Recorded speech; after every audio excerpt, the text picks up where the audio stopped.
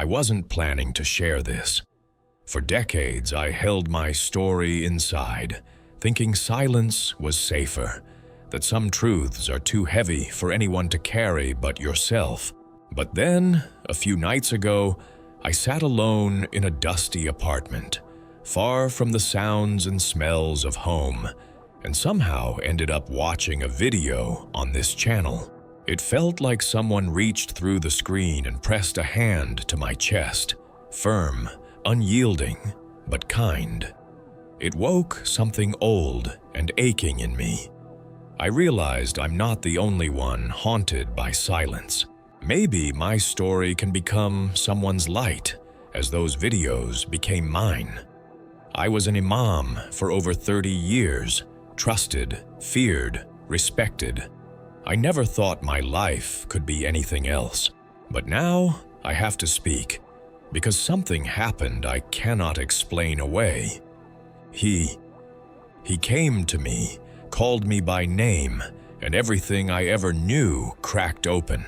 The only promise I make is this: if you listen through to the end, you will understand who came and why I cannot call the darkness home anymore. My earliest memories are the sound of calloused hands flipping thin pages, the low murmur of recitation before dawn, incense drifting through cool stone halls. My father was everything in our house: the law, the comfort, the judgment, and what I understood as love. Our family home was pressed right against the outer wall of the mosque. I used to pretend the mosque was my second skin, wrapping around me, both shelter and weight. By age 4, my earliest toy was a misbah, wooden prayer beads, smooth as rain-polished stones. My older cousins played soccer in the alley after lessons, but I always watched through the carved granite screens, repeating surahs under my breath, feet tingly with the ache of holding still. My father, a mufti, his voice always even, but his eyes sharp, missing nothing. He seemed like part of the structure itself, silent when he wanted, thunderous when law was broken. I was his only son. Even old women in the bazaar prophesied that I would inherit his path. A prayer leader, a pillar of faith. Some days, that filled me with a pride almost too big for my chest. Other days, I felt like a tiny bird, pinned and fluttering, desperate for a window. Even then, I sensed there was a distance between the words I learned and the mystery they pointed toward. I remember my first failures acutely. The morning I stumbled over new verses in front of the elders, shame burned so hot I wanted the ground to swallow me. Afterwards, my father did not yell. His disappointment was another kind of pain, quiet, patient, cold. That evening, he called me into the mosque. He made me sit, kneeling beside him on the worn runner, palm on my head, as he recited a parable about obedience and blessing. Remember, my son, you were chosen not for comfort, but for duty. To be close to Allah is to shoulder the weight of others. Joy is a temptation. Faith is what you have when joy is taken away. I nodded, though I didn't understand.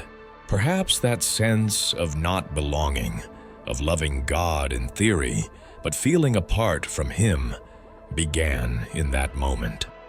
Through my teenage years, ritual became a habit, protection against doubt, but not a source of peace. Before each exam, before every family meal, every festival, my father would inspect my pronunciation. I would sometimes catch him praying alone, cheeks damp, voice cracking. But I never saw him softened, never saw him reach for comfort. Our love for each other was the kind that expected performance. Quiet love. I fell asleep so often on the hard floor of the mosque, that my dreams hummed with Quranic chants, the smell of oud and stone dust never leaving my clothes.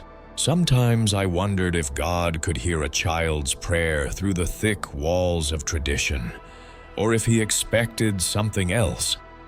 At 20, I was named Imam of our district mosque.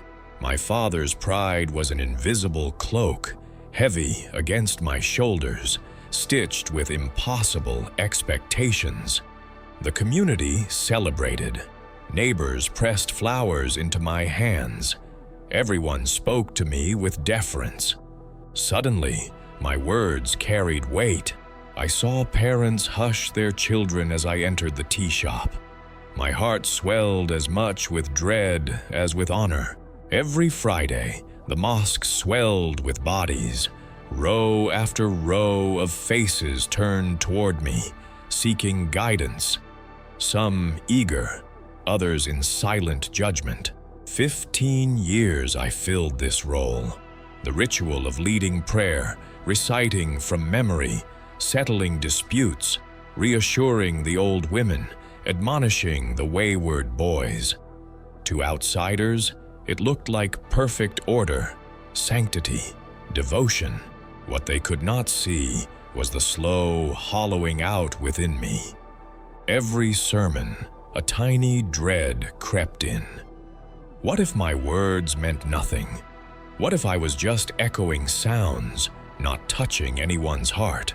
Sometimes, alone in the darkest hours before dawn, I knelt in the shadowy mosque with only the buzz of mosquitoes and my thundering pulse for company. I would whisper, "Lord, why does it feel like no one is listening? Why do I not feel love?" Loss drove that emptiness deeper. When my mother fell ill, I visited daily, reading ayats softly over her thin form. Her hands, once fragrant with spices and always reaching for me, now trembled. In her final hours, I read as much as I could, hoping to bring her comfort. But as she slipped away, her eyes found mine, full of a kind of sorrow I couldn't name. I had always believed the right words could open heaven's door, but she passed away with her gaze searching for something, someone I could not offer. For months after, I continued to pray by her grave, but no peace came. I questioned if faith meant only learning how to endure loss. Then, one moonless night, my life's symmetry shattered. I awoke from fretful, shallow sleep, feeling a pressure I couldn't explain. In that dream, I was standing outside the mosque, mist rolling over the courtyard's stone floor. The silence was too thick, so intense the world felt paused between heartbeats. Through the swirling mist, a man in brilliant white garments appeared at the arched entrance. His face seemed both familiar and strange, radiating a stillness I had never seen before. He looked straight at me, not at my robes, not at my reputation, but into something private and trembling inside.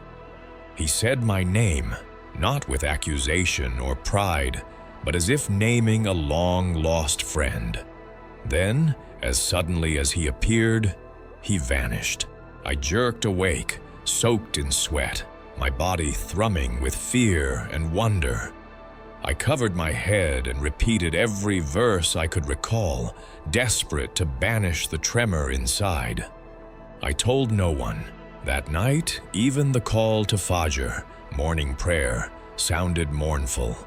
For days, the dream haunted me. Was it a warning or a temptation? To control my rising anxiety, I tightened my routines, adding more prayers, fasting longer, giving more in charity. I believed, needed to believe, that discipline could shut out doubt. With every prayer, I begged Allah to cleanse my heart, and silence the lingering memory of that man in white. I began to question if perhaps some evil force was testing me, to lure me away from the path. I hid my fear under extra layers of piety, but anxiety grew like a splinter under my skin, impossible to ignore. The second dream left no room for denial. Again, I found myself in a shadowy version of the mosque, but this time the man stood at the foot of the prayer rug, light streaming from behind his shoulders. His voice was gentle, but his words impossible. "I was with you when you cried as a child."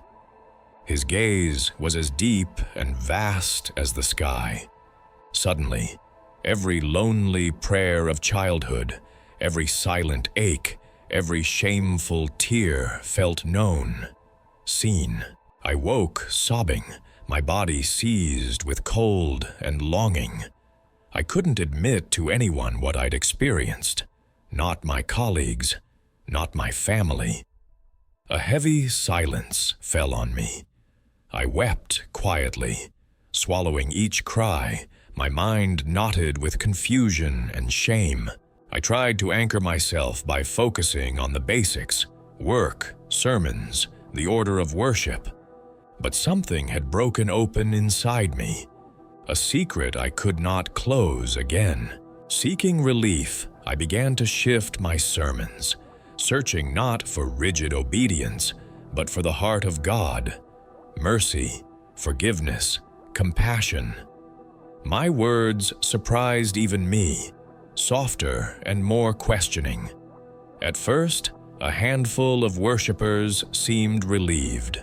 They even lingered after prayers to share long-cloaked pain and fears.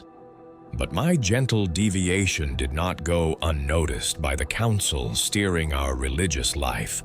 One evening, after prayer, the elders called me into a private room. High ceilings, the ticking of a single clock, the thick scent of rosewater. Their concern was polite but absolute. "Your tone unsettles the faithful. You speak too much of love. Are you being influenced by foreign teaching?" Their eyes warned more than their words. I tried to explain, but my own voice sounded foreign to me.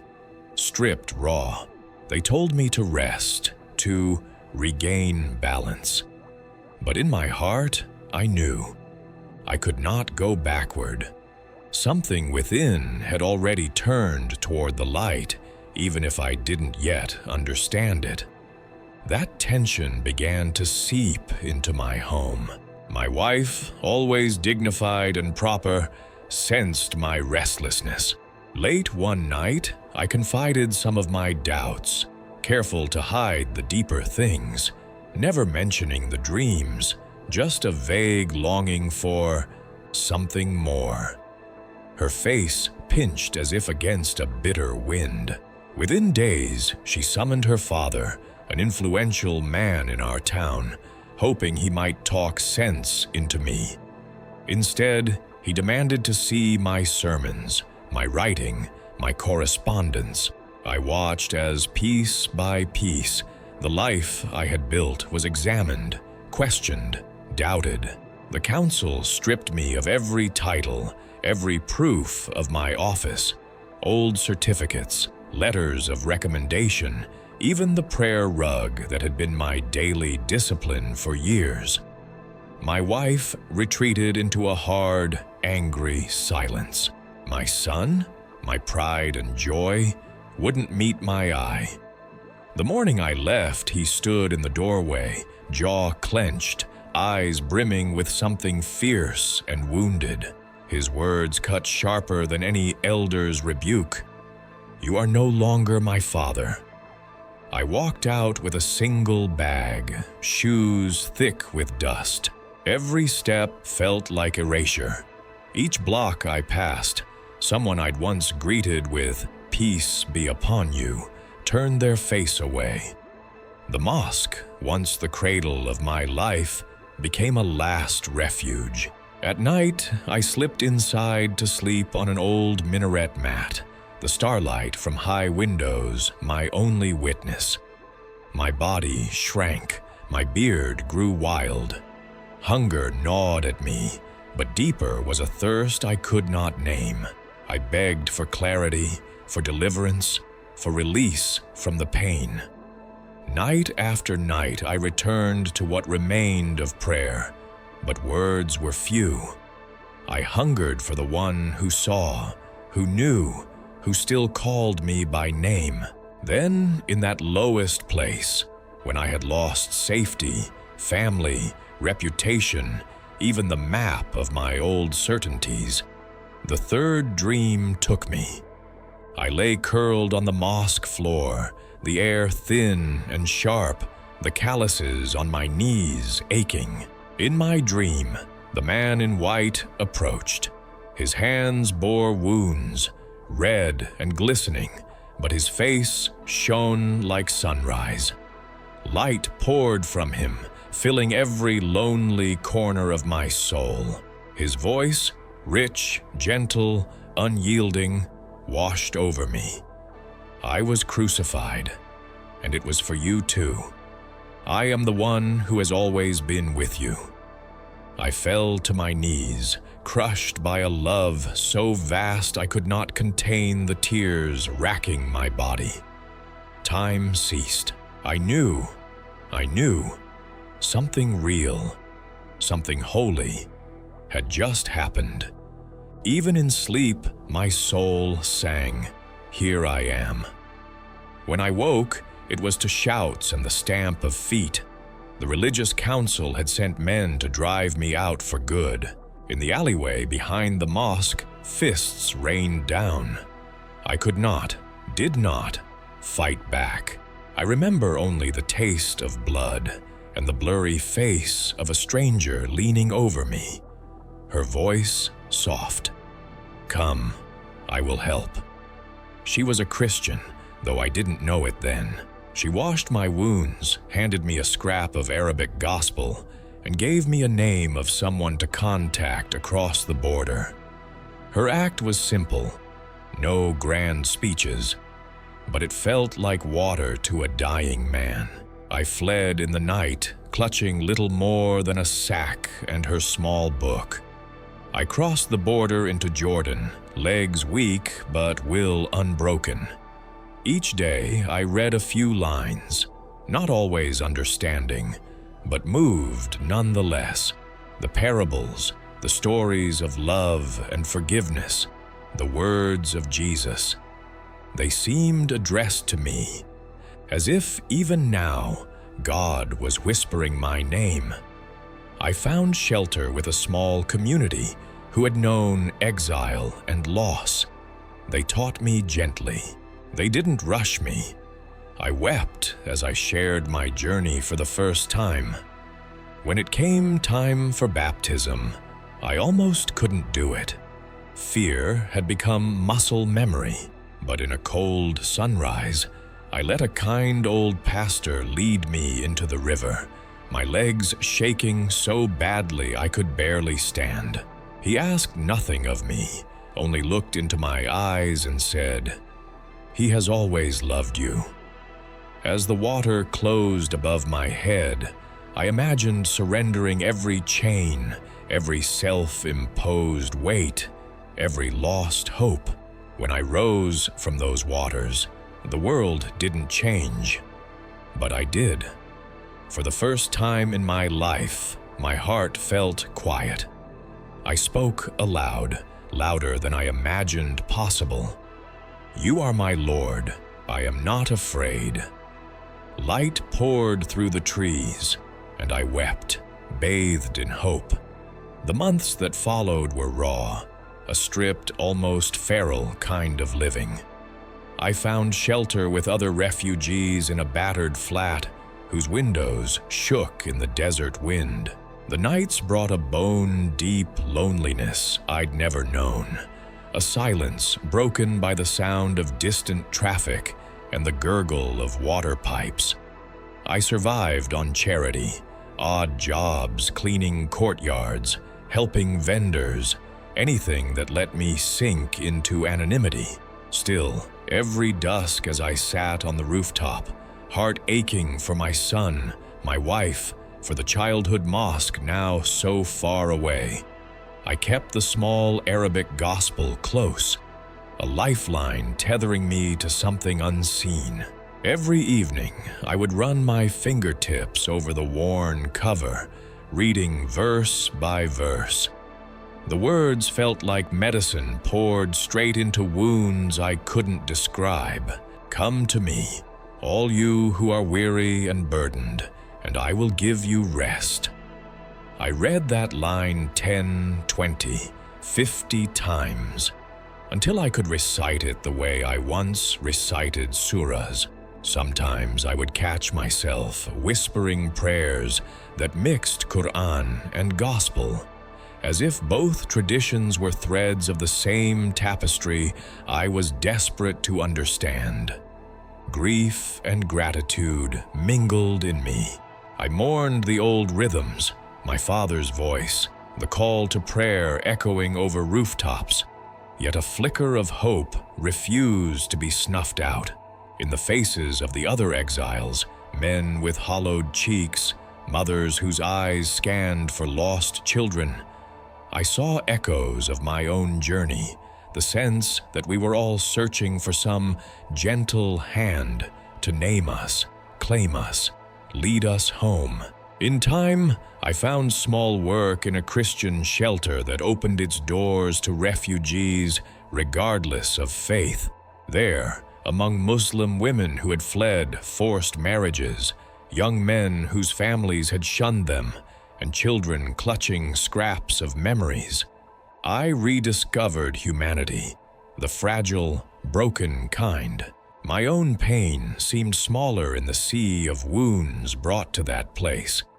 I learned to cook in silence, clean in silence, serve tea to those freshly arrived.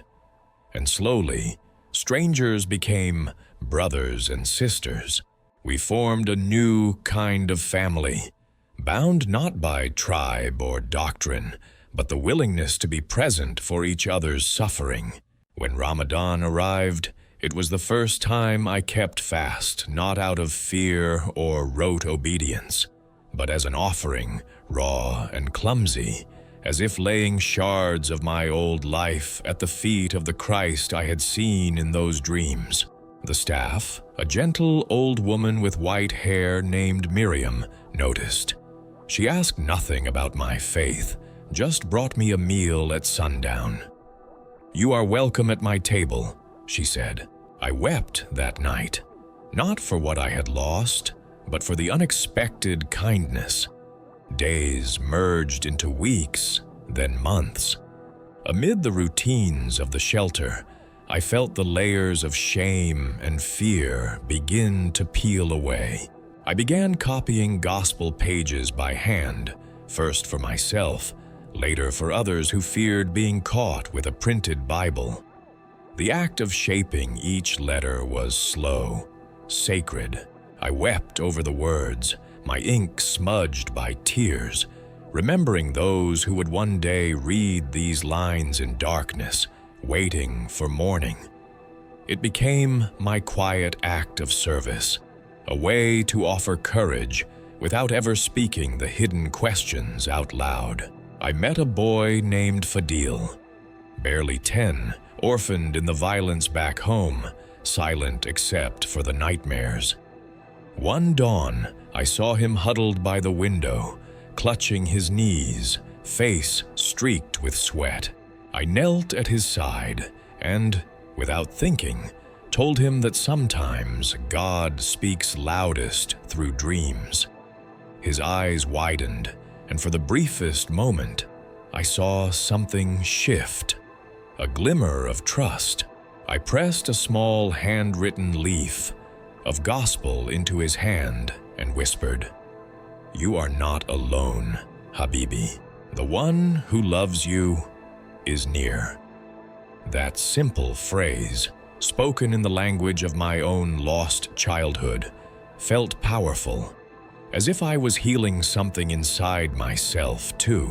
Evenings, I would help prepare hot soup, bandage wounds, distribute donated clothes. Always quietly, at the edge of the room, I avoided leadership, but sometimes the refugees would gather to share stories, and the younger ones would ask, "How did you come here? Why did you leave?" The truths spilled out slowly, almost against my will, each word like a stone dropped into a well. My voice would tremble as I described losing my place, my family, the life I thought was ordained forever, and the dreams that refused to let me remain in the shadows. Sometimes, when pain or despair gripped someone tightly, I would later find them sitting beside me, just breathing, shoulder to shoulder. Slowly, a network of invisible threads connected us, exiles and survivors, all longing for hope, all still seeking grace. Some nights I wrestled with guilt, the sharp memory of my son's last words, the closeness I once shared with my wife, now lost and likely unreachable. Yet with every sunrise, the gentle certainty I had felt in the river grew. I was somehow deeply loved, not for what I had achieved or lost, not for perfect faith, but for simply being. Even in my worst moments, I could sense a presence I could not deny, a light behind every loss, a whisper of, "I am with you." One winter, word reached us that a family from my old district had arrived at another refugee camp. I walked for hours to find them, heart pounding, uncertain of my welcome. At the entrance, I stood like a beggar, uncertain whether to enter or turn away. But one of the elders, a man who had once scolded me for a too gentle sermon, recognized me. He looked aged, his beard now wholly white. "You returned as a stranger," he said, "but tonight you are our guest." No questions, no accusation. That evening, I sat by their fire, told stories from the old village, and felt, for a moment, like a son again, not an exile. I have learned that forgiveness is a kind of resurrection. Through the hands of those who rescued me, the small acts of love, a bowl of soup, a child's laughter, a page of scripture offered in secret, I found the beginnings of home. Again, even with nothing, I was given everything. If you hear my story and your heart aches with fear or loneliness, please know I have been there. I am still there some days, but I am not alone. Neither are you. If anyone had told me years ago that I would lose everything, my place, my family, all I ever thought sacred, I would have despaired. But now I realize, in every loss, a deeper love waits. The one I met in my dreams never abandoned me, even when I couldn't see the way forward. In the silence, in the suffering, in the trembling hope, I found what I had sought since childhood. A love strong enough to cast out fear, a presence closer than breath, deeper than tradition, soft as a new dawn after the hardest night. So if you feel lost, if your burdens are too heavy, if you want to surrender but don't know how, lift your eyes. There is light behind every night. There is a hand reaching for you, calling you by name, loving you exactly as you are. You are not alone. I thought my story ended in loss. I was wrong. It began with surrender, and it ends, for now, here, in the shelter, by the window's soft light. My story is not about what was taken. It's about what was found, the source of every hope. May you find it too, in your own night, when you least expect it.